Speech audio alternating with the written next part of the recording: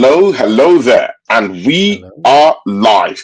See ya, ladies and gentlemen. You are welcome to another episode of the Dial and Cloud Show. See ya, guys. See people. Yeah, I brought an action-packed house today. See ya, see people. Yeah, I brought in four gooners who are in the house, and this guy's just ready to talk. They're ready to talk. You will hear less of me talking. I mean, just pulling the strings. From the backside. And see ya, people, yeah. I want to introduce to you, yeah. I really respect. I like the guy shows. I like the guy here with no other person than Into the Box. Into the Box. You're welcome to the show, Ben. How you doing? Talk to these No, people. I'm good, man. I'm good. Thanks for having me on. But yeah, it's good to finally be able to jump on a video with you lot. To be fair, because I normally like sit in the background and just type away like a little angry gremlin. But it's good for me now. It's good for me now, man. But Yeah, yeah, sure. Yeah, you're welcome, Ben, man. Nice to see you down here. Shows to come up between goodness. Tony, you have an Guys, no audio. need for any introduction. As a partner of this channel, Josh, talk to these people, man. Yo, bless up, guys. Tony, as always, bless up, bro. Have me on today. Dow, into the box, man. I've seen you in my chat quite a bit, so it's funny. yeah. Good to be on a I show keep an again, eye bro. on you, bro. I keep an eye on you, man. Yeah, big up yourself. Dow every single time, absolute real Big one. up, brother. To you, bro. How you doing? And yeah, man. I mean, Yeah. other than Arsenal, boys. I mean, I celebrate my birthday. They Excellent. almost ruined it, to be fair, but you know what it is with Arsenal, man. They love to ruin quite a Mm. bit. You were Yeah, 28, Josh, or 18? 28 or 18 18? now, yeah. I'm 18 now. 18. Jesus. I swear, I Josh, I remember thought when you I were was like It's a 20. young guy. He's a young guy. He's a young guy. But I mean, when he talks about Arsenal, he's not young again, man. I mean, Arsenal have made him started to grow. He's not looking so mature than his age. It's due to supporting Arsenal. I mean, that's the curse we get, right? Oregon Guna is in the show tonight. My partner down here on the show today, guys. Welcome, Oregon Dow Guna in the house. Welcome to the house, Dow. Talk to these people. Thanks, man. Thanks for having me on. Yeah, it's been an interesting couple of weekends, hasn't it, in the football yes. world? But the only thing that's brought me pride and joy is my Spanish comp, Hala Madrid. So if we could just get some of those players to come across through the English Channel and up to North London, that would be brilliant. But that's another story for another day. But great show today, by the way, Josh. I was glad to contribute. So I like Sebastian. He's a different kind of character, but he loves Arsenal. It's a great content guy to have on for sure. And pick up Joanne as well. Good to see you. Recently, Facebook friends messaging on Facebook talking about Arteta and getting this clown out. So big up to you, and big up into the box. Let's get it going. Let's dive in. Yeah, people. See ya, guys. I mean, if you don't have the mind, if you don't have the heart, to take the truth in about Arsenal today, please, guys, just walk out the show. Just do us a honor and walk out the show. I mean, I'm serious because we are going to get serious in this one and we're going to chew this, to the limit. Big ups to Waffle TV show. That's my guy, my brother. I mean, he says smash the like button. That's our guy. Guys, you guys should go down to Waffle TV show and subscribe to that channel. Great guy. John Smith is also on the chart. Oregon Gunner is also on the chart. See, into the box. I'll bring you into the game right now. Mikel Arteta in a presser. He says something that it just toggles my head when I hear it.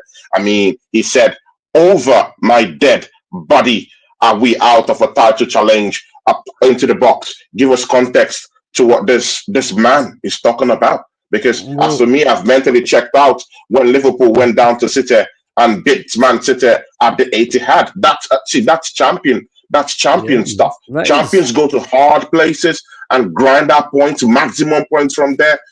On no basis am I going to take away the title from Liverpool and hand it over to Arsenal. We've been abysmal. Give us conduct into what this man has been talking about this week into the box. Talk to these people. I don't know. Well, when it comes to Arteta, it's just a lot of buzzwords, isn't it? I think. And I just think it's coming from someone who failed at the task that he thought he could do in January. And he's just kind of going with it. Because at the end of the day, he's on 15 mil. He gets paid regardless, doesn't he? So it's all right for us working class lot that spend money on the club, and it's rare that the same people can go to a game every week, blah blah blah. But he has the privilege of managing the team that we've supported for years, man. Do you know what I mean? There's people that are born into it, and there's people that follow it. But to him, this is a job. This is a job to him. He's not performing well, but he had a good last year, so we'll give him that one more maybe. But I can't put it all down to him. Well, I maybe can actually, because we don't know what goes on in the background with all the transfers and stuff. We didn't have a sporting director, so it was down to Arteta then, wasn't it? About the transfers, and he knew everyone. The failed transfer windows, yeah. Everyone knew. Like, why did we go for Sterling? Why did we let Sancho go to Chelsea? That's what I want to know. And we got Raheem Sterling, who hasn't been good since maybe mid Man City season, mid Man City contract. 7 years he was at City. Shocking. That's what I mean. He's been passed about a bit, but I don't know. Is it a confidence thing? I don't know. But I mean, see, I mean, 15 million pounds, guys. I mean, let's get this, because I know I work. I'm a working man. I go to work. Argun Gunnar is a working man. I don't know about Josh, but I know he's in college. So I mean, but for the working people down here, obviously into the box, man, you're a working man too. I mean, 15 million pounds. Many of us will never see that kind of money. I mean, unless maybe we hit it hard in crypto, unless maybe we hit it hard in crypto and other investments. But I mean, none of us might ever actually see that kind of money in our lifetimes. And this guy is earning it. He hasn't earned that money, to be very sincere with you. There's a whole lot of managers who would earn that money right now, but that manager is earning 15 million pounds, rightfully said by you, into the box, and he's dished us out nothing. Do you really think with that statement he made today about over his dead body is Arsenal out of the title challenge? Give us perspective. I want to hear your perspective to that. Well, see, his opinion of over my dead body, my rebuttal for that would be pissing in the wind, because it ain't happening. I cannot see Liverpool bottling it like we do. I can't. They're winners, man. You've got winners in that team. I mean, we've got Mikel Moreno, who won the Euros, and David Raya, but who else? We haven't got Odegaard. The world-class signing. No, we haven't got a leader. We have vocal players, but we haven't got a leader. Anyone can shout on a football pitch, but if you shout in the dressing room, that's when people listen. The way I see it, Fergie used to do the hairdryer, but it worked. So, tough love. That's what it is, isn't it? Argun Gunnar. Yeah, Argun Gunnar, please come in and give us some perspective of what you thought about that over my dead body talk from Mikel Arteta. I think it's crazy, but I want to swing over to Josh. I think you're on a time limit, aren't you, Josh? Oh, Josh. No, I thought you all in. No, I'm all in for this show, man. Go on. Okay, I want to give Josh a chance to speak his opinion if he has to go. Anyway, sorry about that. But no, the thing is that that's the third stupid statement he said, right? So this statement, the community shields or trophies, and then he said something else that was really dumb a few weeks ago too, right? I can't remember what it was because he says so many asinine things week in and week out. But that's three things that he said that really makes the fan base again split, and everyone scratches their heads. What's this guy talking about? You know. And again, we're focusing again on players like Lewis Skelly and players like Ranieri, and the performances have been great. But are we building players or are we chasing a fucking trophy? We don't have an identity yet. Because we don't have an identity of what we're really trying to achieve. Do we want the trophy? Of course. Do we want to build players? Of course. But those two, he does not have the skill sets to bring those two things together. It's either we focus on the youth and see what happens, or we just continue going down the same path of paying much overvalued players, which is Rice, right? We'll get into that later. But, the way we've conducted ourselves in the transfer windows, we bought 3 keepers in 2 windows. Why? Right? No striker. We should have done the business in summer to get the season going, and then you enhance the squad in January. You find a couple players that will fit into the mix, can possibly come on in the 75th minute and get us a goal or help out in defense, but he has no clue to do that, you guys.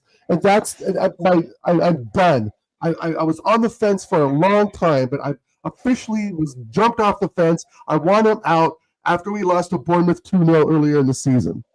It is unheard of that a team like Arsenal even considers losing to Bournemouth, Fulham, West Ham, Leicester City. I mean, these are teams we would have annihilated 15, 20 years ago. Simply 4-0, 4-0, 4-0. And we can only do that in patches now because this manager wants to coach the talent out of the whole squad. And now Saka's bent, Havertz is done, Martinelli, we don't know when he's coming back. Maybe Josh or maybe when you guys know something I don't. But Mikel Merino up front, guys. Oh, mate. Yeah, he scored 2. Again.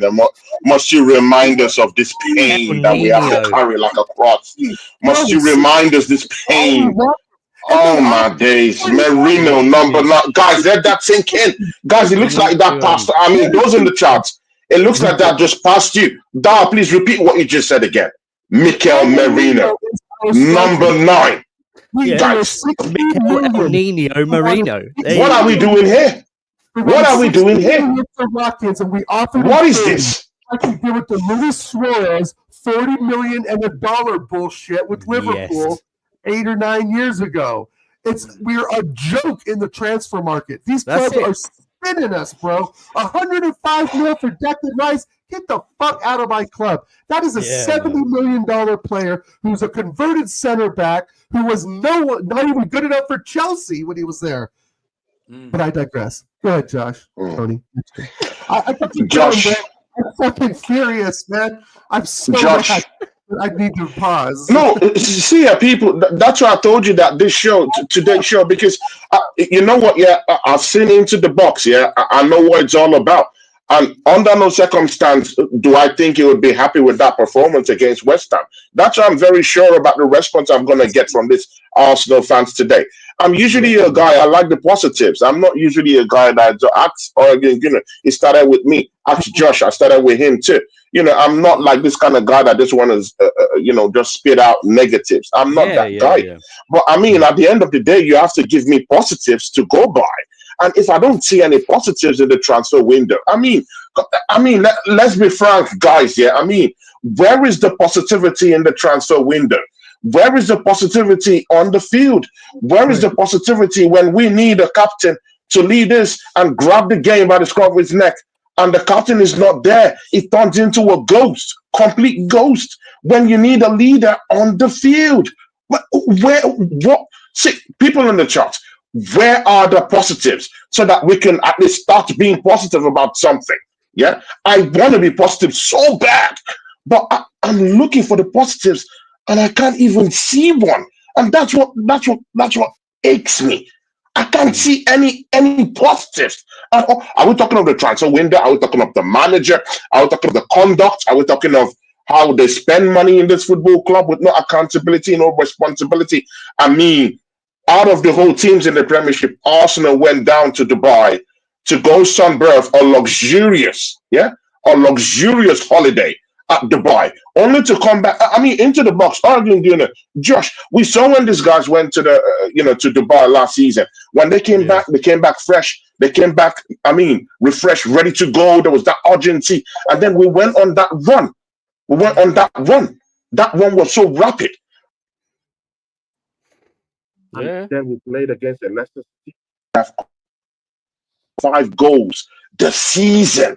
Horrible team. And we struggled against them. We had to rely on goals from Mikel Merino, a guy who came from Real Sociedad and couldn't even get into our midfield is the guy leading the line for Arsenal Football Club. Guys, let that sink in. Josh, coming to the fray. Tell us. I mean, he had to dare say something. He says, cheers, ladies and gents.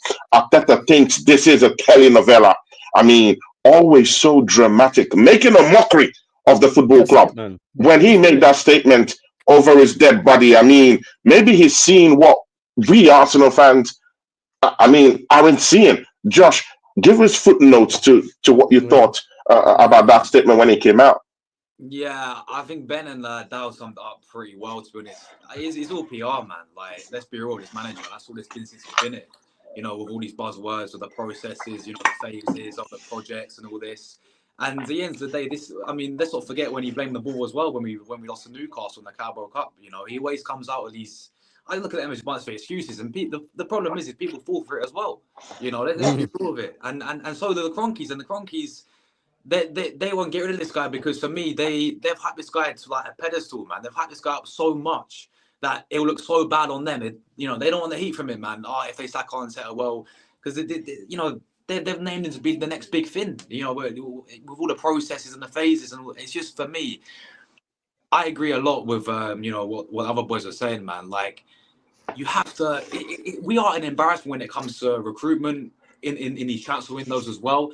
I mean, I look all the way back to that summer window anyway, in that first place. You know, we spent 70 million or even maybe more than that combined on Mikel Merino and Calafiori. Now, I watch Calafiori a lot. I rate him very highly. The guy's a centre-back. Yeah, he's a clear centre-back. We're trying to play this guy a left-back, yeah? Mm-hmm. You know, he's not working out there. And obviously, we already know the Mikel Merino experiment, people. At the end of the day, I mean, the only reason why that worked against Leicester is because, let's be real, that me and Tony was on the watch on together. We almost fell asleep. It was that boring. Yeah, the back line were tired, man. Yeah, the back line were tired.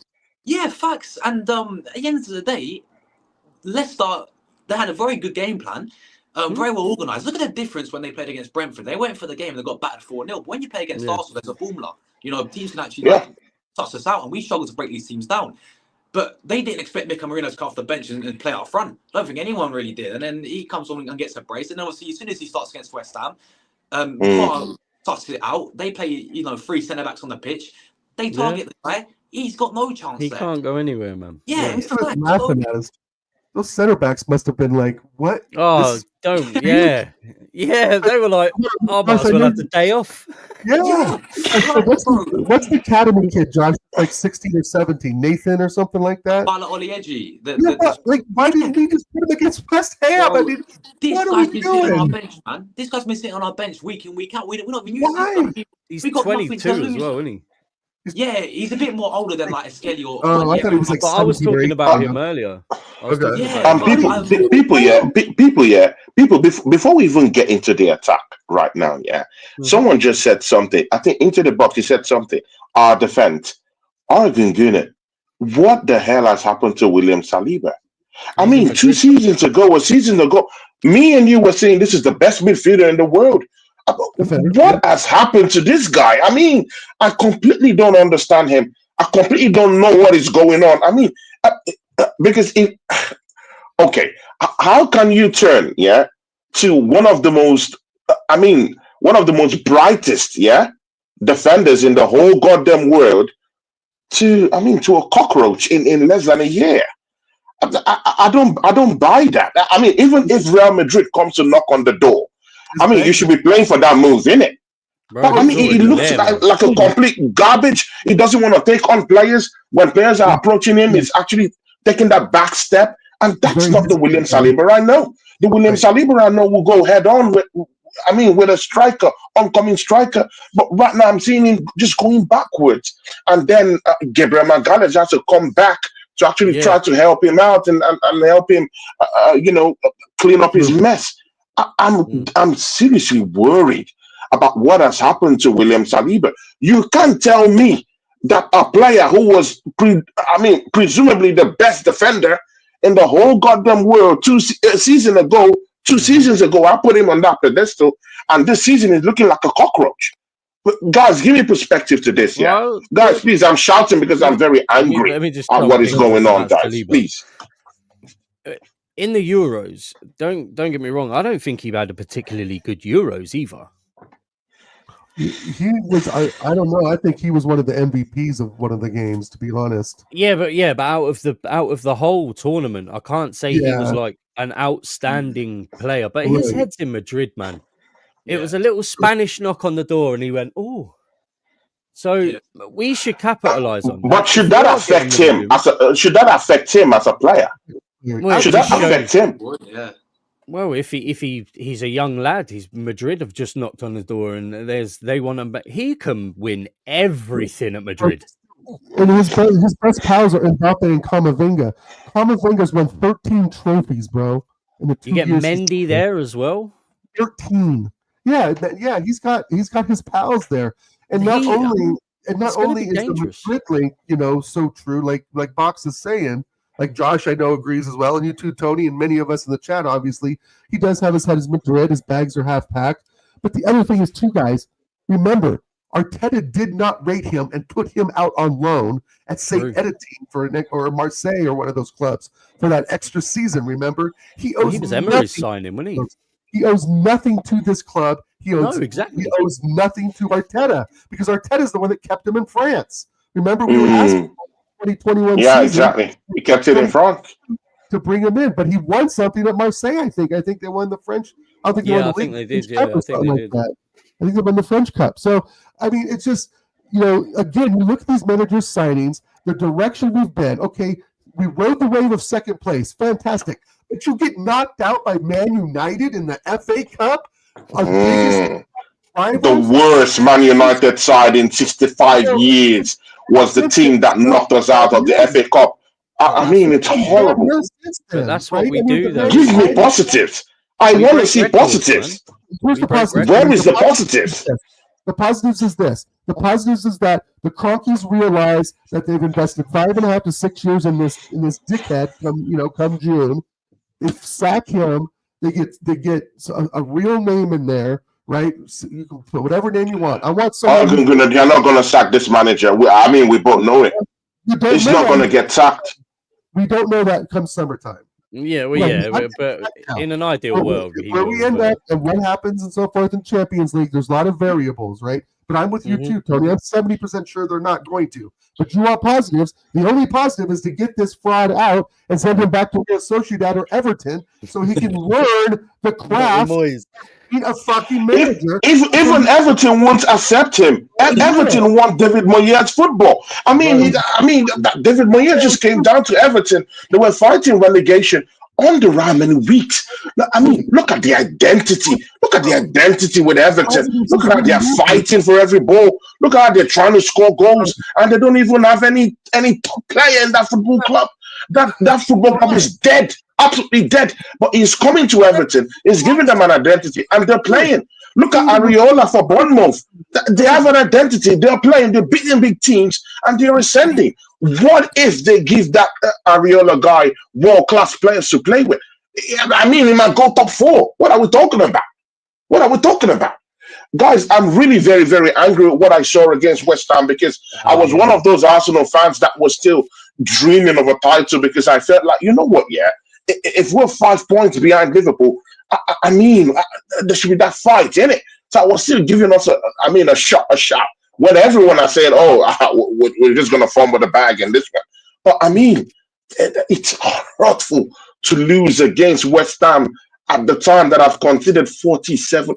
Guys, 47 goals was what West Ham conceded this season alone.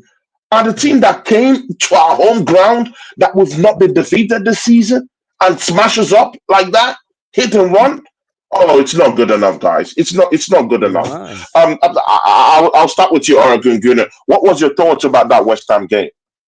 I thought it was disgusting. I was up at 6:30 in the morning to watch that crap. It was just like, I'm done with Odegaard. He's a journeyman footballer. He was mid at Real Sociedad. He's not even near Madrid level. We got him on loan. I thought the loan was a decent, maybe good experiment, so to speak.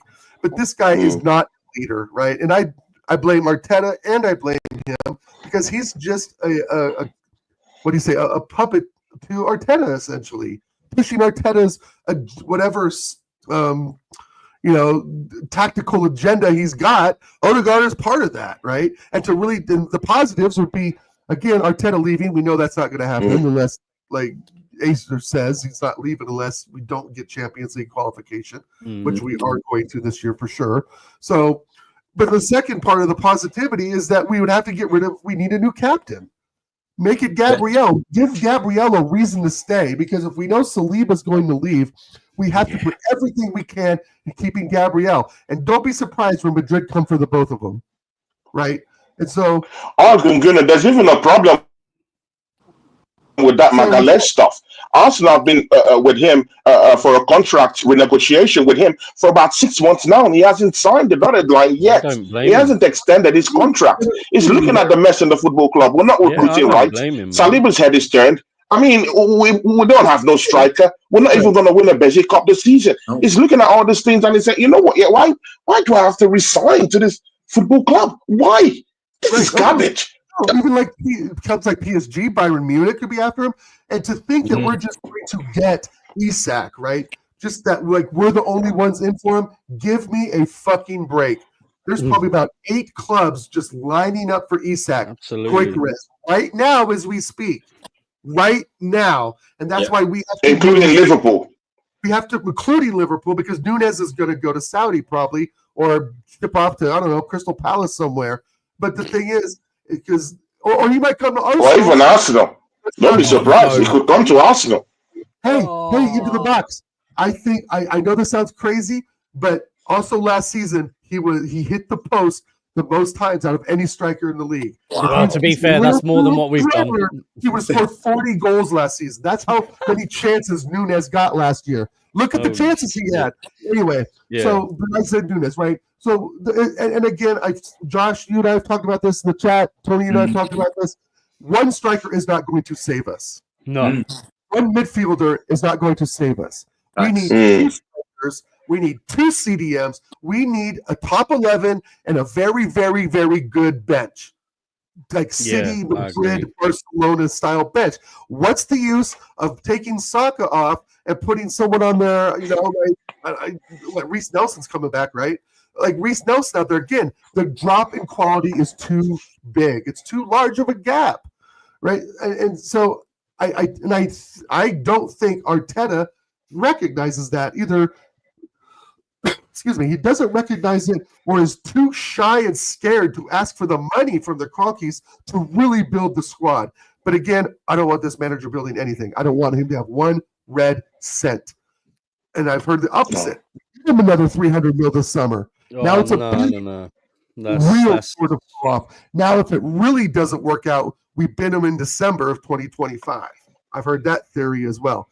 I don't agree with sacking managers mid-season. Sack him in December. So, what do you think, Josh? Josh, see, I'll bring you in down here. Yeah, I mean, big news on the offing. Yeah, PSG has offered to take Declan Rice off our hands. Everyone is going to give us perspective to this. I mean, 100 mil plus was what we signed this guy with. Are you willing? I mean, PSG is willing to even go into the 100 mils to even, sign this player. Josh, PSG won Declan Rice. Give us perspectives. Do you think you would sanction that signing without opening your eyes in your bed in your sleep? Would you sanction that signing for PSG? Would you allow him go? I wouldn't be surprised if he did eventually leave Arsenal, most likes of Saliba, likes of maybe Gabriel, because I've seen this year in year out with these types of players, with what some of our most important players at his football club, some of our key players, they want more, man. What we get for them in terms of year in year out, and we don't get over the line in terms of winning major honours. They go to other clubs and win big things. Look how many examples there've been of that. Look at Van Persie goes to Man United, wins the Premier League with them. Yeah, instantly. Yeah, instantly. We had to do a guard of honor for him, Josh. We didn't. We will definitely, of course. We'll definitely go on a guard of honor for Liverpool. Yeah. Definitely. Yeah, exactly, man. And Van Persie. Fabregas is gone, and when he was at Arsenal, and then he went, of course, Barca, Clichy. I mean, you could put in there. It's a whole list, man, of players that that we've had that wanted more, and they go and win more as well. So it wouldn't surprise me if Saliba is going to do the same thing. If obviously Declan Rice, and let's be real with it as well. I mean, this manager clearly ain't using him, in my opinion, correctly either. No, he's not. He's not. In terms of the positioning side of things, playing him in the left number 8, I think it works a few occasions when we played last season. But let's be honest with it. I think we all know he should be playing in that 6th role. To be honest with you, and let's not kid ourselves around. Rice as a player this season, he's not been at his best whatsoever. He's had an odd game where he's picked up, and he's looked like the Rice from last season. But when you pay that amount of money, and the performance that he's sewing up this season has been poor. But I don't tend to look at him too much. I tend to look at how this manager's using him. I tend to look how the system that he's trying to use Rice in, and it doesn't really it's not suiting him to the ability. Yeah, there's a reason why he's not performing, and it's the system. Yeah, bro, absolute facts. Is it the system into the box? Is it the system or the players around him are not just good enough to execute that kind of style? I mean, when you look at the players around him, let's be very fair. We have other ghosts down there. I mean, let's be very, very fair.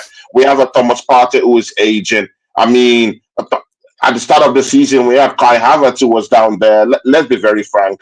Are these players, are they the best to actually rock around Declan Rice? Let's be very fair. The players around him are garbage.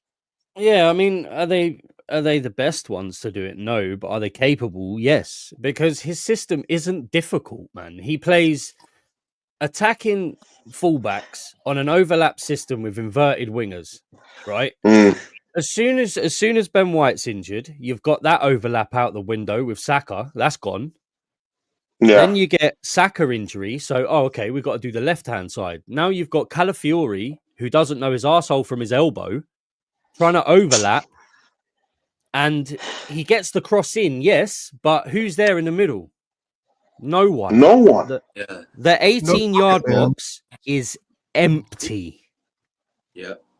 And because we thought, let's bring on Mikel El Nino Mourinho on it against Leicester, and he bangs in 2, and he's the next phenom. No, he's not. That worked because Leicester back line was knackered. So he tried to play it against a West Ham team that have probably got 2 of the most dogged centre-backs. Like, they're proper centre-backs. And you're playing Mourinho against them. You've got no chance, man. If you had someone like Giroud who could hold the ball up well, who could drop a shoulder, who could get in behind defenders, true. Exactly. Who could use his head. You've got the wingers. You've got the wingers just dropping into that section. You've got Odegaard, if he fucking turns up, pushing a bit forward to free up Rice to then roam forward. And then Arteta just seems to go, okay, we'll try this today. Let's try this today.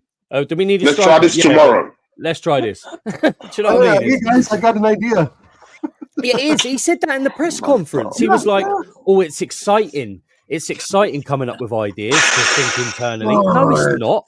That's lazy management, bruv. It's lazy, exactly. Lazy management. It's a shambles. It's a shambles. Look, John Smith just put it in the chart.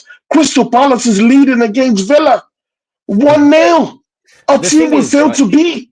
This is my the only, I don't know how to call it. The only thing I can describe as Arteta. He come from City being the assistant to Pep. Now, Pep is notoriously known for building systems up through a front three that includes a false 9. Yeah. Yes? Yeah. Right. Yeah. So Arteta really only learned the false 9 aspect of the game. He doesn't know how to fully implement a number 9. He doesn't know. He's much rather have an attacking midfielder who sits higher up as a second striker to have feeders coming in off the wings and the defenders running forward. It doesn't work anymore, man. You need, as Haaland has shown you need that. And Buemo shows you need that. Fucking Ollie Watkins shows you need that. Chris Wood. Bro, I mean, let's go low. Since Mikel Arteta wants to go low, let's go low. Let's go behind. Let's go below the belt. Yeah, That's let's go screaming. low. Chris Woods. Yeah, that's how low we should get. Chris It's Woods crazy, has bro. scored 18 goals. Bro, how many goals has Chris Woods scored this season? 18 goals. I mean, guys, let's go low because this manager wants all of us to go low. So let's just destroy the machine. Yeah, let's fight the machine. Yeah, I mean, is there any other lows we could get to? Chris Woods has at least up to 18 goals the last time I checked. I don't know how many goals he has now. We fully signed Sterling. This is a manager. This is a What are we manager. talking about? Tony, this is a manager that had us at 20th while Spurs were in first. Remember that? What a guy. 3 weeks we spent. Well, the thing is, too, was like, why did he play a 4-4-2 with Sterling and Trossard up front? I don't know Like, why we anyone don't would start rate Trossard. Sterling. We know Trossard isn't like you could play Trossard in a 4-4-2 as the left striker, right? Because essentially that's left winger, and we know we don't really rate Sterling. But a 4-4-2 with Trossard and Sterling up front at least gives you something that fucking Mikel Moreno. Like it's just, bro. When I saw him go up there, striker, praise the 2 goals. But again, those were incredible crosses, I think, by Trossard and Waneri. See? Right? If those balls don't come in like that, Moreno doesn't score those. He doesn't run onto those. He was there and plucked them in the near post. But the thing is that if he wants to be creative and be challenging, play 4-4-2 with Sterling and Trossard up front. Yeah, you don't have any subs, but that's because of injuries. You can play Moreno. Well, you can, but you can't play Moreno at the left wing in a 4-4-2, right? He's still in the midfield mix. Yeah, you can have Bro, even without injury, this manager, he distorts the team. Even without injury. Okay, look at Ricardo Calafiori. He brought him in and later he hacked him off and then bringing in Luis. Even without injury, even without any injury, it's distorting the harmony they have down there. And that's why Lewis Kelly will always get red cards. Because it would throw him out of the game. He would bring in Calafiori this week. The next week he's gonna keep him on the bench. He's gonna put Timber at the other side. I mean, now that Ben White is back now, he might just put Timber in centre back. Bro, I don't really understand the manager. Even he himself is not coherent enough. We don't understand him. He's not communicating enough. And you know what? Yeah, and we are just so cursed in this football club. Yeah. That our captain, guys, we need to talk about this. Let's talk about this, man. Guys. I mean, horrible display from Martin Odegaard. Horrible, guys, horrible. Guys, please give us perspective to why we should still have Martin Odegaard captain in this football club. Because I mean, I've seen other captains, yeah, and again. You know, I've checked the heat map here of Martin Odegaard. I do get it. Soccer is out of the game. I get it. It's a guy you go to. I get that. On the right-hand side. But must your heat map always be on the right-hand side? I see other number 10s, yeah. They're very, very dynamic. They don't just stick to that part of that right-hand side. They want to move to the left. They want to move to the right. They want to go to the middle. They want to be in the box. They want to be where the action is. That's where your number 10 should be, where the action is. He's always on that right-hand side. What happened to, dropping into the left-hand side just a little bit, helping out in the middle, staying outside, just directly outside the 18-yard box, just to take snapshots at the goalkeeper? How can Arsenal just have only 2 shots on goal against the West Ham side that have conceded over 47 goals? And your captain can't even help you out in anything. Take shots outside the 18-yard box. Why do you have to dribble into the 18-yard box to get your shots off? It doesn't make sense. Absolutely doesn't make sense. Into the box, give us perspective. What should we do with Martin Odegaard? Should he be sold out of this football club? What should we do? And mind you, Martin Zubimendi is coming into this football club. What do you think we should be doing with our midfield right now? Well, see, with Zubimendi coming in, I'm happy with him because he's a good player.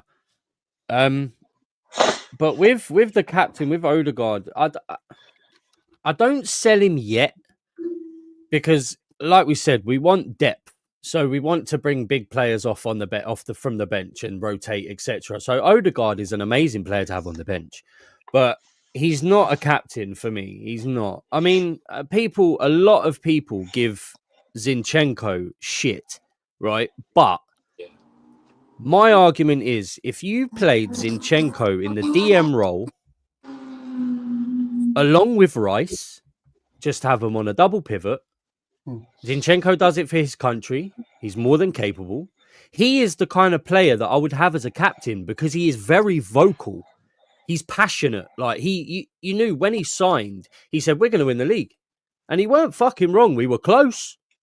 But it wasn't quite right. And then you thought, hang on a minute, I like his energy. And he was giving that energy to the players and it was feeding off and everyone was having fun.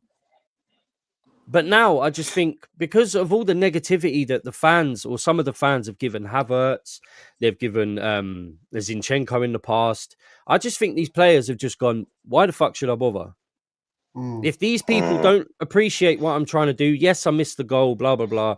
But I know for a fact we didn't sign Kai Havertz for goals. I knew that. He is who should be playing where Marino is. He should be in the midfield. That's him. Kai Havertz? Yeah, that's his role. He is you could play him at an 8. But they didn't even bring him as a striker either. I mean, Oregon did it. I mean, he wasn't even here as a striker. I mean, did we bring him as a striker? No. He was a central attacking mid at Leverkusen. Yeah, and he played amazing there because he had the free roam. This manager. Into a turd, right? Because they didn't know where to play him either, Box. They played him on the left. They played him on the right. They tried to strike him.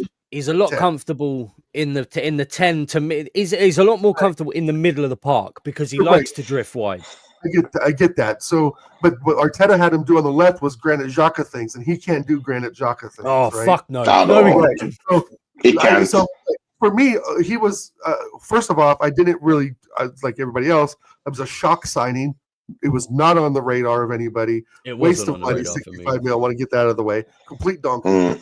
But I thought he was going to be a sub for Odegaard, right? Because we know Odegaard can't last 90 minutes, right? There's our captain. So we have to continually sub him and try to keep some of, again, that quality ratio up there, right? But Arteta's just coached that out of him. You know, and I think at times, I mean, he did have his purple patch. I'll give it to him. The beginning of 2024. That's it. Yeah, he proved me wrong in a lot of games. Last season. but then it's just, and as you know, this as an Arsenal supporter, it ebbs and flows, right?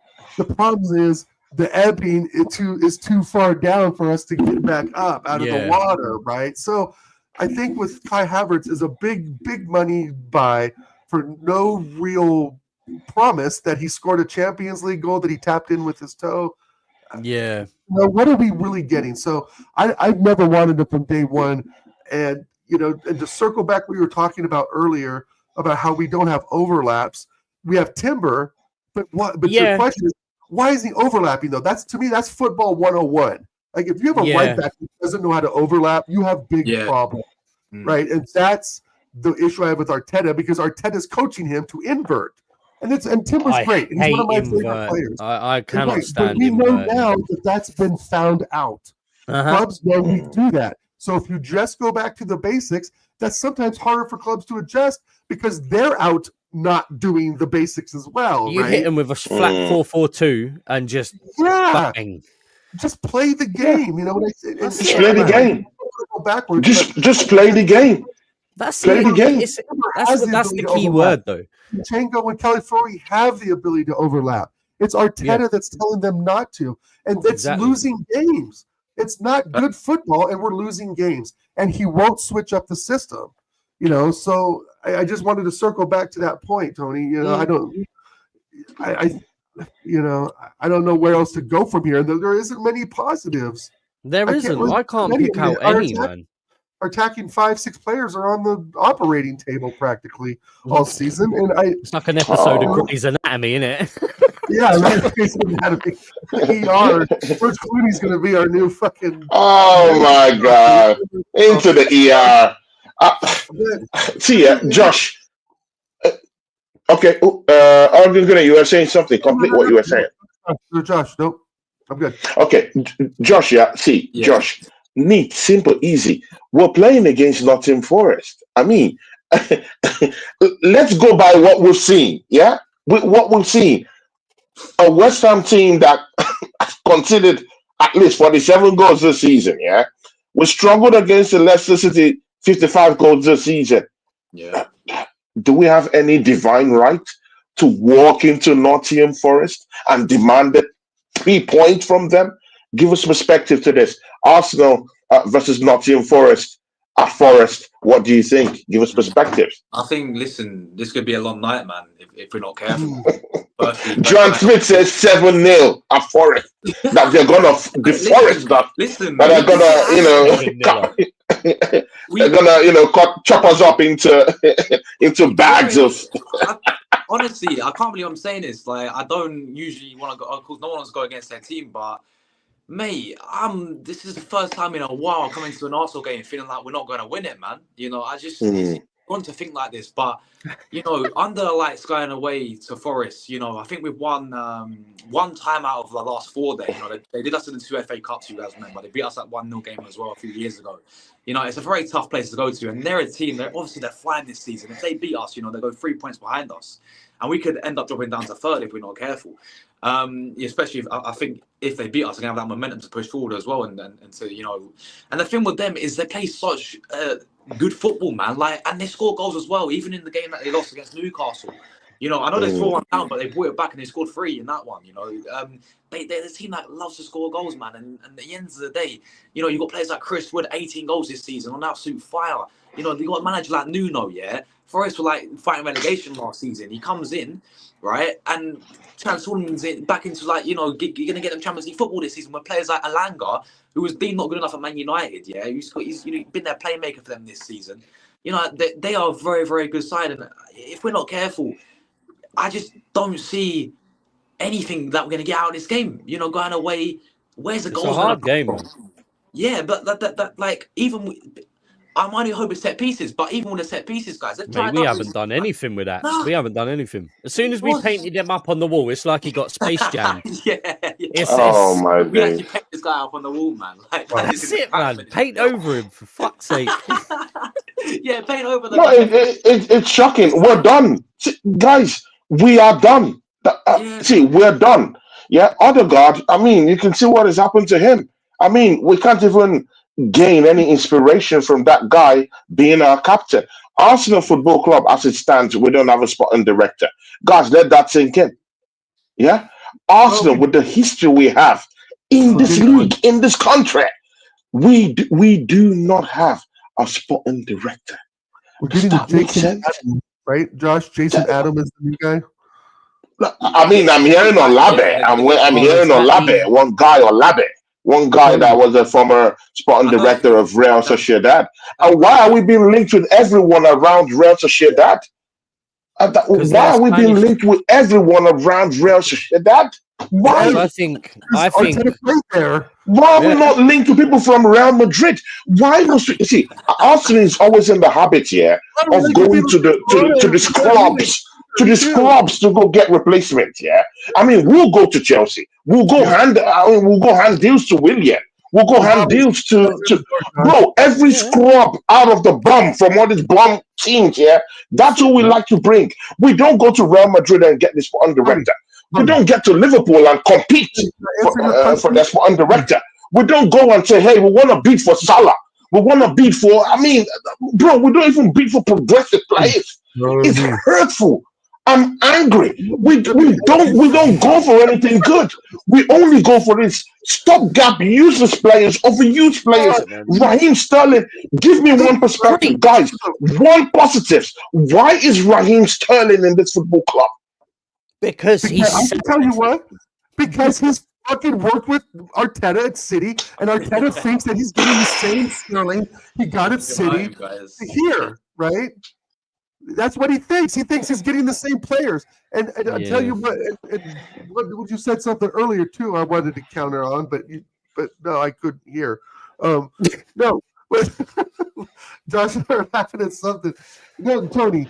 What did you say earlier, Tony? You look so upset. He does. Come on. No, I'm angry, man, because I really thought we would give a push to this Liverpool team and win the title. They're not perfect. Yeah. They drop points against Villa. No, They drop points exactly. against they've dropped points all across any serious team. Do you want to tell me if there's Man City that was in this position? I mean, normal Man City that they wouldn't gazump Liverpool right now?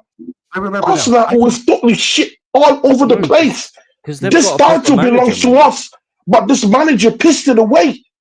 He just pissed everything away. I don't And I'm class angry Arteta as a manager, because man. I mean, contrary to what other people do, I do love this football club. I love Arsenal Football Club. Other people might want to make money from, but I don't care. I love my football club. Why can't we win a title? Why? What is this? Because we've shown no ambition for the past painful, man. 20 plus years. We can't. The reason why we can't go for people like for the Real Madrid players and shit, because what have we got to offer them? Yeah. Right. What have we got to offer them? Oh, we can fit. We're going for 80,000 people in our stadium. That should fill up a Kendrick concert. There you go. Turning to the Spurs with red on. That's it, man. I want to be competing with them, not for best fucking displays and shit they can put on in the inside of the stadium. I want to win stuff. I want to win stuff not because Liverpool fumbled or Man City bottled. I want us to just go out there and absolutely body these teams that we should be doing every week. Like, you get the odd game that hiccup, but yeah, it's football. But I remember the days when everyone was like, "Oh, Arsenal played Southampton the weekend. Oh, that's a 6-1 all day," and it would be all day. And it will be exactly. You just know. Walcott, you just know. You get Walcott banging in a hat trick, and I'm like, yeah, that's just usual. You just know. You just But know. Guys, look at this chart from here to there. And this is one perspective that I want to really sample opinions down here. Why wasn't and hasn't there been more scrutiny put on the foolishness of the Kroenkes giving Mikel the exorbitant bumper contract? It is basically too costly to sack right now. Guys, remove the whole cost of sacking this manager, Should any blame be going to the Kroenkes? Because this is what concerns me more. That this Kroenkes have put up to nearly £750 million of their own money, to this manager. With just 150 more, that billion, 250 more, they already have spent $1 billion with this manager.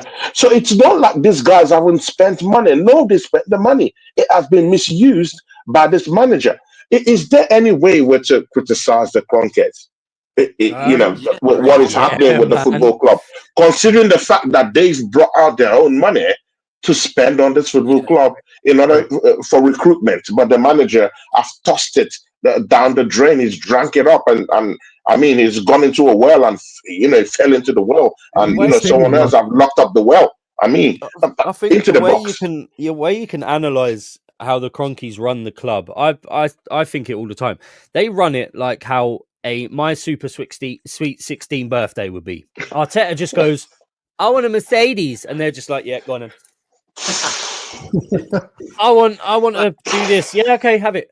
They just use it as a person. It's a business to them. This isn't a club. This is just an investment for them. If it fails, they'll sell it and they'll move on. They don't care. They're not serial winners in America.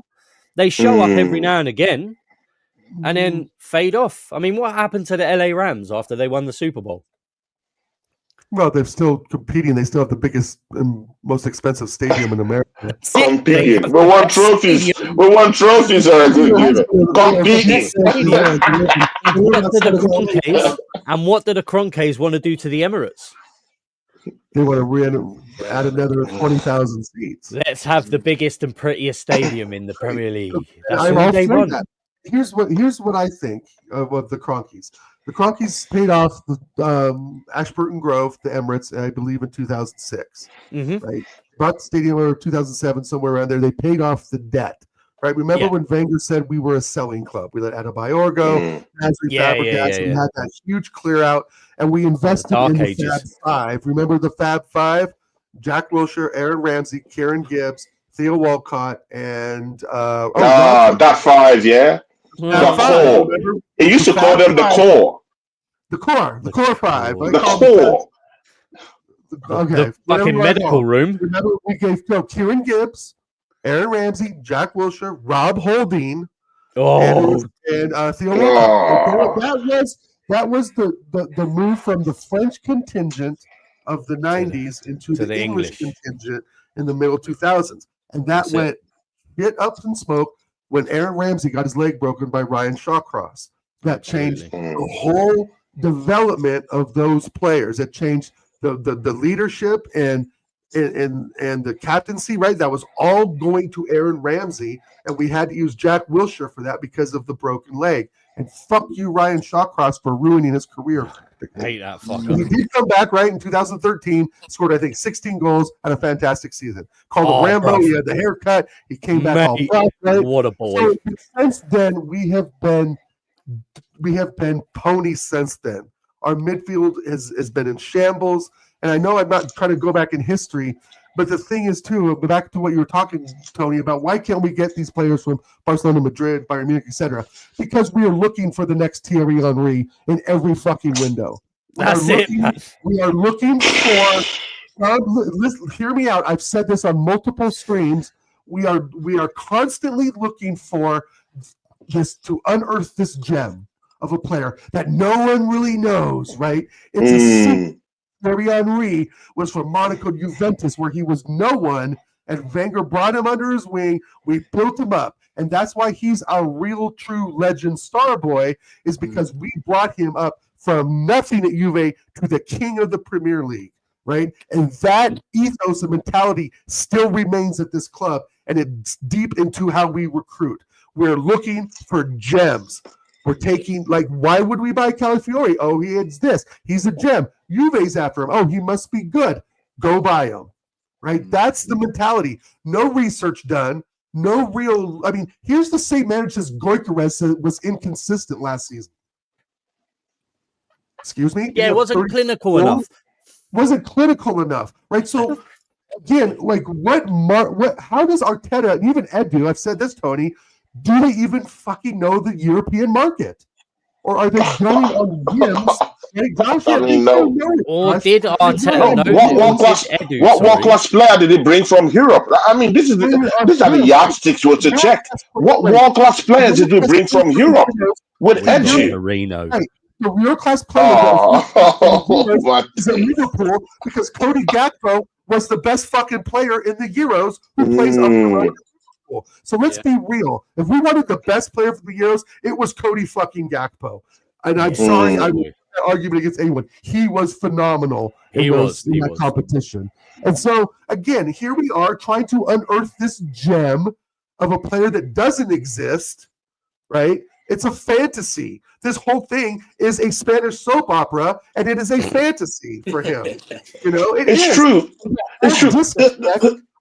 Josh, Brookside to Everton.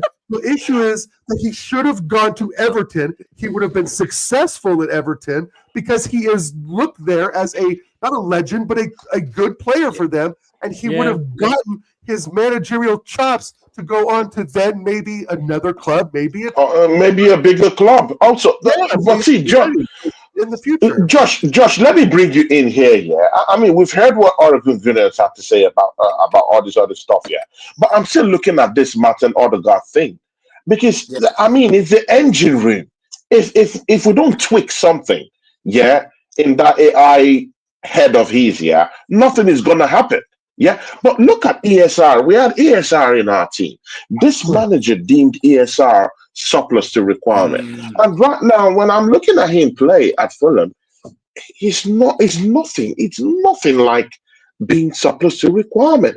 It's clearly part of that fabric that makes up that Fulham team. He's the engine room. He's the go-to guy when you need a goal from the midfield. He's a guy you go to mid. He helps them out. He inspires them. He might not be the captain, but he inspires them. He brings something different in their midfield. I mean, wouldn't you want an ESR back into that team right now than what Odegaard is dishing out right now?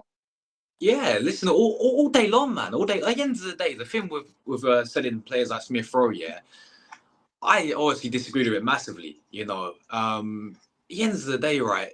The fact that we sold him and we didn't go out and replace him as well, we didn't get someone else in, it was more of a disgrace anyway, to be honest. But yeah, I mean, that was, I mean, with the whole Odegaard thing as well. Yeah, I agree with what you guys are saying. Really, he's no captain for me. He's not got that captain material for me to be a captain of Arsenal Football Club. At the end of the day, yeah, for me, I think Into the Box made a great shout with Zinchenko. To be fair, in terms of that captain. But for me, there's two I look at. One's leaving in the summer and he's up there. Obviously, Tierney. Yeah, I always thought that guy captain material. I think he's our only left back. Yeah, and he's the only traditional left back we have. Only traditional left back as well. Facts. And this guy's going in the summer as well, by the way. That's it for free, innit? Yeah, for free as well. Yeah, like that's embarrassing. For free. I'll pay for his contract myself. Yeah, bro. This guy's quality, man. I'm gutted. I love Kieran, man.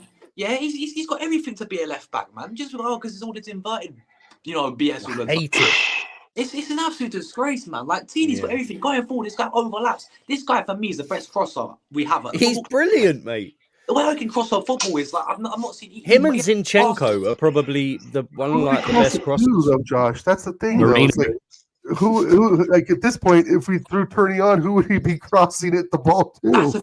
There's no one in there. Big El Nino, mate. Big El Nino, number Mourinho. Exactly. Who are we going to be crossing? I mean, when we talked about Kai Havertz, everyone, shut me down, and it just happens that 2 weeks after this guy collapses, I mean, so does the Arsenal title challenge collapses. Yeah, everything gone in just a week. That guy Havertz goes under the knife. I mean, it doesn't make sense. It doesn't make any sense. Because when I was talking about this Kai Havertz thing, people took the piss. And I was trying to shed light. Not that Kai Havertz is a great player. No, I've not said that. I'm just saying, look, we have a Martinelli who's not giving us his best this season and last season. He scored 15 goals 2 seasons ago. And this season is a complete shadow of himself from that guy that gave us 15 goals all season 2 years ago. I mean, we look at Trossard.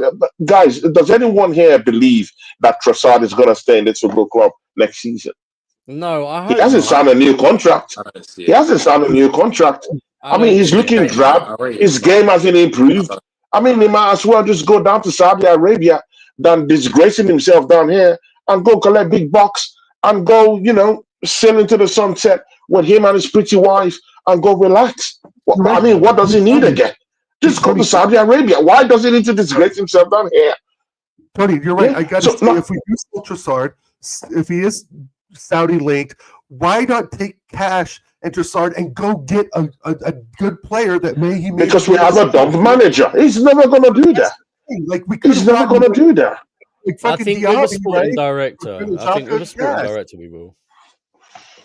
Even the sporting director. I mean, I just really feel that they're. Do you know what? I mean, have you thought of why they're delaying the sporting director acquisition? Because they're looking for a yes man. Exactly, they're looking for a yes man. Yeah. So I mean, they're looking for a yes man. But that won't happen. There's no other excuse why they haven't gotten a sporting director at this time. Have you guys seen, Martin Keown? Yeah, he's this guy's been like I've noticed this recently. He's been nearer to he was sat next to Jason Ayo, the interim we got right now in the game when we had at the Emirates against West Ham. Yeah. And when we had the UCL draw, he was there as well representing Arsenal. Like I've never seen. I've always known this guy's like a pundit now. I've never seen him. Like, I've known he works close with the club still sometimes, but that's very like. Does that mean he's coming in? He's going to be sporting director. I'd take that. I don't know his background enough. I thought he was at United. Nah, Martin Keown, man, the beast. I'd take him as a sporting director. But the one that's in there now, the interim, he was at United, wasn't he? Yeah, I don't want any player, ex-player. I don't want. I don't want any of this. It's all cock and bull stories. It's all lies. I mean, they're all liars, all of them. I mean, we need someone down there with real power, someone who understands. And this is the problem. I mean, we Arsenal fans, we're all doing vibes, and while other clubs are moving forward. I mean, we need a sporting director that understands the European market, that understands the South American market, that can confidently go to South America and go get one of the biggest prospects in South American football and bring them down here. We need one sporting director who would say, Arteta, we are not getting any of all these shitty signings no more. We don't want to go get Vlahovic. We don't want Sesko. We want to go bring in a Victor Gyökeres. We want to go bring in, a Victor Osimhen. I mean, what are we talking here? We're Arsenal Football Club. We deserve this kind of signing. We deserve it. That's part of why, like, I've always thought, like, our ace in the hole in negotiating for a striker. Let's say we were to go crazily for someone like Lautaro Martinez or Mbappe, right? And we know, and I know you guys know that Wenger had literally sit-down conversations at Mbappe's house, right? Yeah. Like, this is literally noted and known that he did this and to explain to him that you would be the next Thierry Henry at our club. You would be the face of this club, and he turned it down. So that just tells me where we're at. If you're a top 22, 21-year-old striker like a Mbappe type, Arsenal is not even on your radar. I'm sorry. No, we haven't done anything. Why would you want to come here? Like that. Right. That's the only why would you want to come here? Mbappe, the example, and obviously the French example of Henry is the only thing I have to go on for that, right? I just don't see, like, now going into the summer window, what does Arteta have as leverage to get anyone decent in? Zubimendi could be a flop. He could be the next Ugarte. I mean, he might not be good, right? And this is where I get the ump with Arteta still here. Like, if we really want change, he has to go. If this Jason Ado guy is the shit, right? Then Josh Kroenke will let Arteta go and listen to Jason Ado to find a manager that he knows can work with this squad that has a pedigree of winning trophies. You have to have background. Arne Slot won trophies. Jurgen Klopp was part of the team that got Slot to Liverpool. He got his own successor in. And speaking of Klopp, if we really had big balls, go bring me fucking Jurgen Klopp. Don't. That's the dream, bruv. I love that. He would, number one, into the box. My reason, number one, he would unite the fan base. Absolutely. That is what the club needs. We need a united fan base. You see Chelsea getting panned. The fan base sticks together. Yeah, man. Yeah. We're getting civil war settings soon. Yeah, we have civil war settings. It's true. It's true. It's true. Palace, they stick together. Those fan groups. You know, that's where I see the biggest problem is till Arteta leaves, you have to bring someone in with a big name that can sell the club and say, we're, again, another transition, and you have to bring in those names. And that's when, Tony, we can really look at the Barças, the Madrids, the Bayern Munichs, the Inters, AC Milan, Juves, etc. And again, I would take Vlahovic and Sesko right this second because it's better than what the fuck we got. But at the same time, I want Ollie Watkins because he's 29 years old and he's been in the Premier League for a while. I can't believe that, Dow, man. Honestly, I cannot believe that Watkins situation. That was an absolute. I couldn't believe it too, man. We disrespected Aston Villa. Like, what are we thinking? Oh my God. 40 million. Wow. He got offered to us as well, by the way. This team is wicked. Take him. You can have him. He's an Arsenal fan. This team is wicked. Mikel Arteta is wicked. 40 million He put Arsenal fans through this crap in the Jones Dragon window. People say, "Oh my goodness, we signed a Batman when he was like 29. We signed Bright when he was like 28 as well." Yeah. There's no difference there. Ollie Watkins, proven goal scorer in the Premier League. Bro, we could have got the last hour of the day like FIFA. It could have been the last hour. That's all you would have had to do is drive up to fucking Birmingham, sign the contract, and drive back. Yeah. That's what, a 3-4 hour drive? I mean, it's just, you're right, Doug.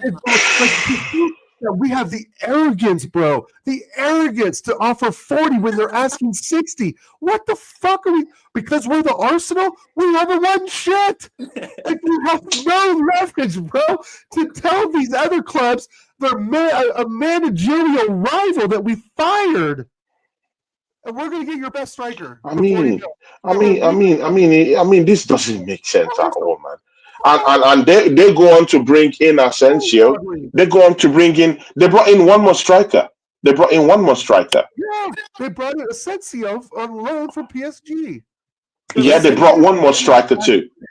Dude, listen, Tony. They have Marco Asensio, Darnell Mullen, who used to be an Arsenal Academy kid. Yeah, exactly. On loan. And they also have Ollie Watkins still is there. Still, in the football club. Play winners, but still. Oh yes, they brought in Rashford. They brought in Rashford for muscle. Strength in numbers. Marlon as well. Could play the striker role. Strength in numbers. Crazy. And we offer. Bro, man, it doesn't make sense.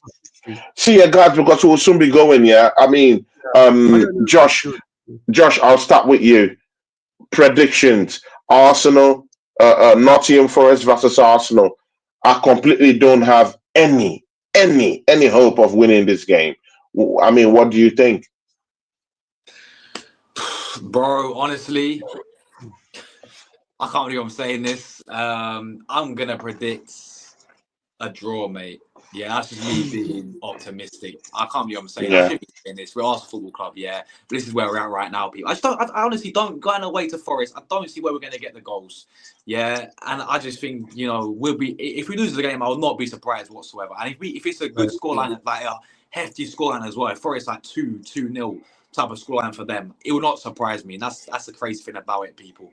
Yeah, with all due respect to Nottingham Forest, we should be going there. And we should be going and piping them, but that's not going to happen. So I'm going to go with a 1-1 draw, bro. I hate to, I hate not sound positive about it, but it is what it is, man. It's reality right now. So 1-1 draw. Trust me, Josh, you're not negative. Trust me, you're not negative. You're just stating the obvious, man. Into the box. Are you down there with us? He's taking into the box. Okay. Argun Gunner, what do you think? Nottingham Forest versus Arsenal. 3-1 Forest. Fair enough. I think we. Why are you being negative? You've been negative. You've been negative. Argun Gunner, you negative. This brings out negative feelings inside of my days. This fan base, yeah. You negative. Argun Gunner, you negative. That's from being an Arsenal fan, Josh. So think about when you're 51, you've been following the club for 26 years, and what you look like. No, negative. It's not negative. It's realistic. What's Moreno going to do? What's he going to do? Oh, my God. Perfect ball has to come in, and you have to put it in your post every time. And my God. The only way I think we win. How dare you say Nottingham Forest is going to win? You're negative. 4-4-2 with Trossard and Sterling up front. My days. How dare you? How dare you? Random players up front. 3-1, bro. They're going to be on it because we spanked them earlier. Then it was like 4-0 or something like that. I mean, yeah. And all of a sudden, reality hit. So, but no, we're going there, and they are going to be up for it because they're battling City for that third place. Let's be real. Yeah. Let's be real, man, about that one. 2 points. But Tony, I want to go over this real quick. Is that we don't have a fucking striker, Tony? Like, there's no target man, Josh. There's no. Guess who I heard in the news today? Guess who I heard in the news today? That we want to sign on the free. Guess who I heard today? Costa. Carlos Vela. Oh, run it back. Oh, Jesus Christ. Carlos Vela. Former Arsenal player that we've dished like 20 years ago. Or something like that. Vela was shit in Arsenal. Carlos Vela. That's who they thought. I mean, I saw the news this evening. I was like, what is going on here? Dude, he must. Okay, here's what happened. So Arteta put on his fucking Indiana Jones hat. He went down to the Temple of Doom. He dusted off Wenger's old fucking transfer list. The things I hear. He dusted it off, and he said, "Oh my God, okay, that'll do." That is what happened. That Indiana Jones fucking Arteta went down as a geothermal fucking scientist and got that. We're turning into a joke club. No, we're literally turning into a joke club. It's not a joke. It's a complete joke. looking to come here think it's a joke too. They think it's funny that we were 93% ahead 2 seasons ago, 8 points clear in January, and couldn't fucking close the door, bro. Yeah. That's what the rest of the football world sees, hears, and knows. Yeah. There's no way we're spending $200 million on Isak this summer. There's no way we're getting Gyökeres ahead of Man United with the ex-manager that. So which striker are we getting, guys? Which striker are we getting? Fucking Sesko. We're getting, and we're bringing. Wait, do you guys think Sesko would even come? Guys, let's be frank here. Sesko has rejected us before. It's not like he hasn't rejected us before. Do you guys really think that this Sesko signing is gonna materialize? Is it gonna be him, or is it gonna be someone else? Who are you asking, me or Josh? Everyone into the box. I'll start with you. Who is the ideal striker for us to get into the football club to help us score goals? Who is the ideal striker? Forget this noise about Sesko. We know Arsenal. We might not even go for him. In fact, all those links we had with him could be all lies, because I mean, this football club have lied to our face. Yeah, so let's not act as if we've closed the deal for all these players. No. We've not done anything. It's all lies. It's PR. I think in an ideal scenario, we need a striker in the blueprint and mold of, say, a Gyökeres or Ollie Watkins. Yep. Because we need that big, strong, like, just number 9 who's going to throw people about. Like what Haaland does. You see the size of him, and centre-backs, I don't care how big you are, if he's running at you full speed. You ain't stopping. No, exactly. But Gyökeres is a tank on legs. Yeah. And Ollie Watkins. Sorloth? Box, have you seen Sorloth? Yeah, man. Beast too. Yeah, he is, and Victor Boniface as well. He's a good build of striker. He's a good lad. Big, strong, tall, 6 foot plus. He can score goals with his head, drop the shoulder, get behind defenders. He's strong. Can bully players. I would have even said before he went to West Ham, Nicholas Fulkrug. I was Strand Larson. Yeah, but I'm not impressed with Fulkrug at West Ham. Nah, well, yeah, I've not really seen much. I've not really seen much of him, to be fair. But he's been injured, actually. He was brilliant. A beast at Dortmund. Brilliant striker at Dortmund. Yeah, just a nuisance. He's a nuisance. That's what you need. And Fulkrug, Fulkrug, is that his name? Fulkrug? Yeah, Nicholas Fulkrug. Yeah, Fulkrug. Yeah, he will get goals under fucking Potter. That's the thing, right? Potter will redesign his. Will design him. Yeah. In there, you know. But quickly, I don't want to go and finish Box, but I think I'm agreeing with Box 100,000%. Gone are the days, I think, of the thin, agile, mobile striker, the Thierry type. Right now, we have strong bulldozer type players that challenge 6'3" and 6'4" center backs, and I think I think he hit the nail on the head. That's what we need. Like, as much as I value Lautaro Martinez, a 5'6" striker ain't going to cut it. Yeah, he's not. He's not the one to cut it. I think he's great. He can cut in and out. He's got that mobility. He can drop his shoulder and quick. Right, he's lash the ball. Yeah. But we need a Gyökeres, Sorloth. We need strength, and that's another thing. We've always talked about this too, Tony. It's not. But yet, I heard his price is 100 million. I mean, all these exorbitant prices, man. No one is gonna buy him for 100 million. No one is gonna buy Lautaro Martinez for 100 million. I'd even throw a Vlahovic in the equation as well. Vlahovic is about 30 million now. I mean, they've reduced the fees for him. Mate, so it's about 30 million. So I don't know. If you want someone that can make an impact on not a lot of money, or that won't cost you a lot, Vlahovic is a striker. He's. I mean, everyone can say. Well, I mean, his numbers, but his numbers hasn't been desirable at Juventus. Mate, when was the last time Juventus were known as a huge club?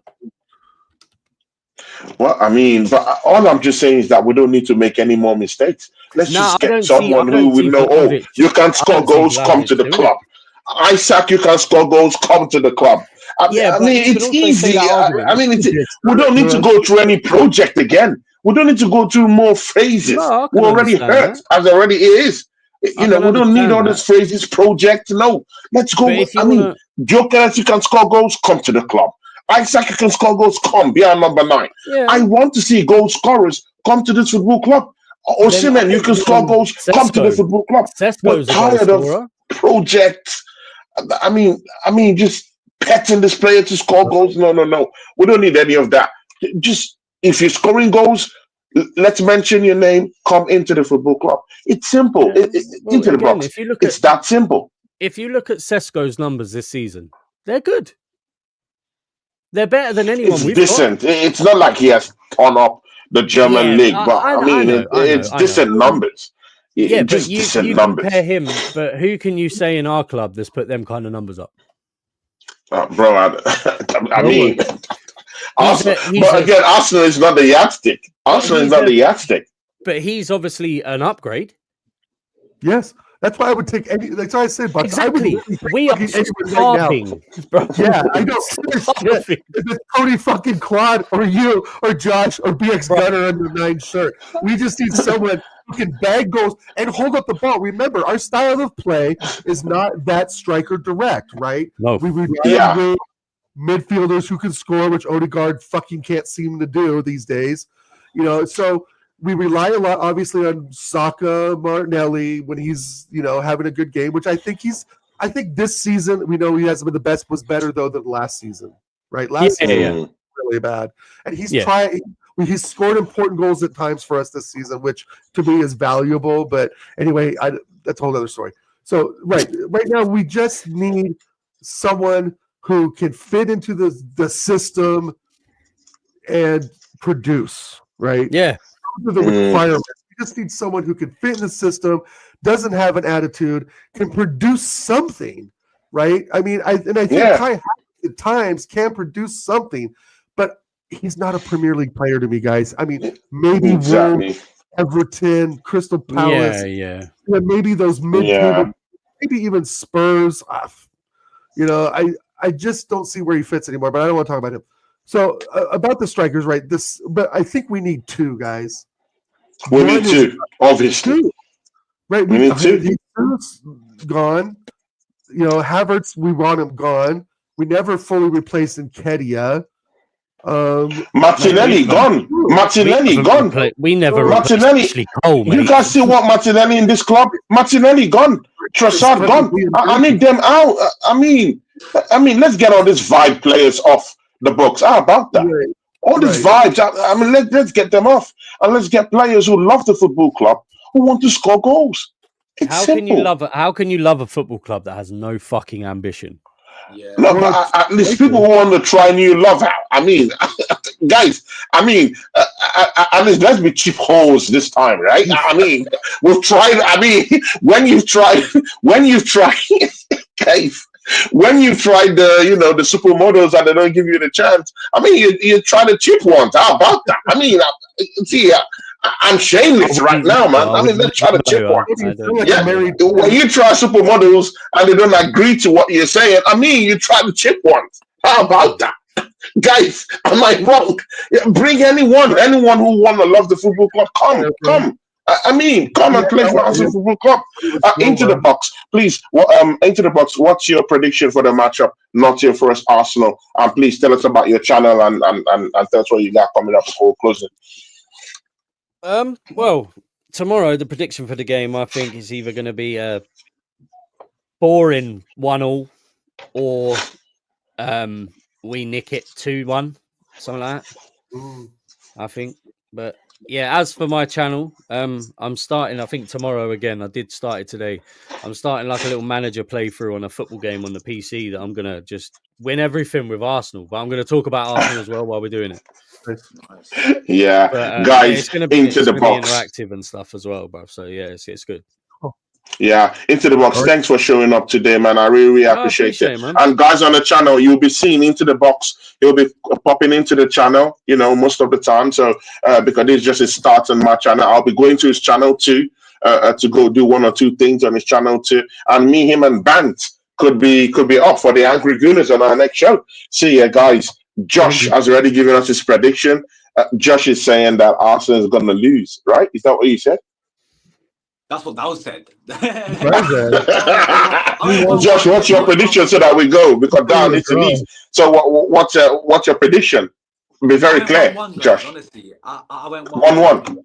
But 1-1. I wouldn't be surprised if Forest do us, man. 2-0 or something. Like honestly, I wouldn't not be surprised. But I'll go 1-1. I just don't see where the goal's gonna come from, man. I think it's just such a tough place to go to as well. So Mikel Moreno is where the goals. Mikel El Nino Mourinho. That's what I'm calling him. Oh my days, we're cooked, bro. We're finished in this club. We're finished. Marino. Okay, Josh, please tell us what you got coming up. I'll have a watch along with you tomorrow in that crunch game against Nottingham Forest. Talk to these people, tell them what you got coming up, man. Firstly, thank you so much for having me, Tony. Big up into the box, bro. Nice to show you, bro. First time, and hopefully, man, it's good to meet you finally, bro. Yeah, and Dow as well. You're my guy every single time. Good to be back with you as well, bro. But yeah, guys, you can find me obviously at True Gooner on the road to 10k subscribers. We're on 9.75 now. Jesus Christ! Yeah, we're close into 10k, man. We're getting there. So appreciate everyone's support. Yeah, it's putting in the work. That's it, man. Every single day, man. Every Arsenal content, daily Arsenal content. I get, a lot of fans on. I do podcasts just like this one as well. We get Arsenal fans on as well. So, yeah, man. You guys find me there on everywhere, on all social media. But bless up us every single time, man. Really appreciate having you. What's up? Yeah, Josh reminds me of when I started working with Waffle TV. Bant, hard worker. He always wants to do shows at the time. Of course, now he has lots of things he's doing at the same time, but he was extremely hungry, wanted to do lots of shows. And me too, of course I was working, but, I had lots of things in my plate, but I also wanted to do lots of shows too. That energy was always down there too. But of course, Bant is doing other things too, but right now too, so he doesn't have really much time to do all that. But Josh, he always wants to do shows. He always want to do lots of stuff. And that's why I'm in partnership with him to do watch-alongs and some other shows with him. So, big ups to you, Josh, man. Nice working with you. Arguing good. Yeah. Talk to these people. Tell them what you want about. First off, big up Josh. Send me a link anytime. I know we talked about me hopping on your show. Hit me on Instagram. That's the best way to get with me, and we'll figure out a day. Yeah, same with me. Really, as well. Great fucking show today, Tony. Great fucking show today, guys. We covered a lot of stuff. We didn't get into the Rice to PSG thing, but we'll talk about that soon. But no, great show. Thank you everyone in the chat for your support today. Yeah, it's been big up everyone in fire the cooking show. It's been great. A lot of us Arsenal fans are very angry over the last 2 or 3 weeks, and we have every right to be, because this fan base is split, and I think a lot of it's due to the manager and so forth. So, but with that said, another great show, Tony. Hour and a half long today. They're getting longer. Great guests. I've definitely subbed. And guys, please subscribe to Into the Box, please. Josh, you subscribe to his channel, right? Yeah. Please, guys, subscribe to Into the Box. Great channel. I've gone there to watch him most of the time. After his shows, but great analysis too down there. Oracle Gunnar, big ups to you, man. Thanks. I'll catch you on the other side. Josh, catch you on the other side. See you tomorrow, Josh, man. Big game in Nottingham Forest. I'll be with Josh tomorrow, guys. From me, Oracle. Come by and see me and TJ in about a half hour on the American Idiots show. American Idiot Show. Check local listings. Big up people. Into the Box. We out. Peace. Big up everyone. Peace people. Peace.